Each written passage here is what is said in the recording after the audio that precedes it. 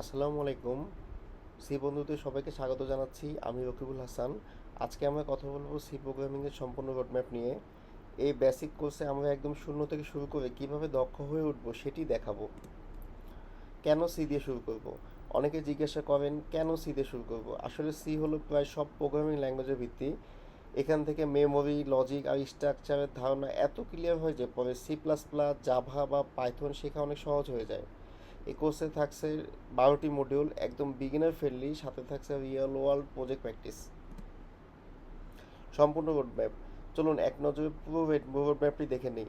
মোট 12টি ধাপ। শুরু হবে সেট আপ আর বেসিক সিনট্যাক্স দিয়ে, তারপর control flow, functions, arrays, strings, pointers, structures. এভাবে ধীরে ধীরে আমরা এগিয়ে যাব আর রিয়েল প্রজেক্ট বানাবো। Set up plus basic syntax.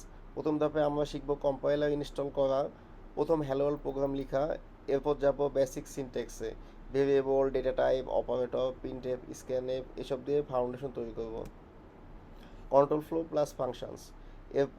এবার শিখব কিভাবে একটা প্রোগ্রাম ডিসিশন নেয়, ইফিলস, সুইচ, লুপস আর সাথে ফাংশন, যা দিয়ে কোড রিইউজেবল করা যায়। আর রিকার্শনের মতো গুরুত্বপূর্ণ কনসেপ্ট কভার করব। Array plus strings. একসাথে অনেকগুলো ডেটা নিয়ে কাজ করতে গেলে দরকার হয় অ্যারে, আর টেক্সট নিয়ে কাজ করতে শিখবো স্ট্রিং।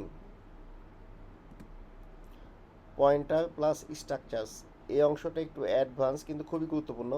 পয়েন্টার্স যেটা সিকে পাওয়ারফুল বানায়, সাথে স্ট্রাকচার্স আর ইউনিয়ন যেটা দিয়ে আমরা কাস্টম ডেটা টাইপ বানাতে পারি।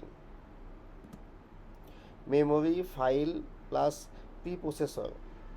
এরপর শিখবো dynamic memory allocation, file handling, pre processor directives. Real world project.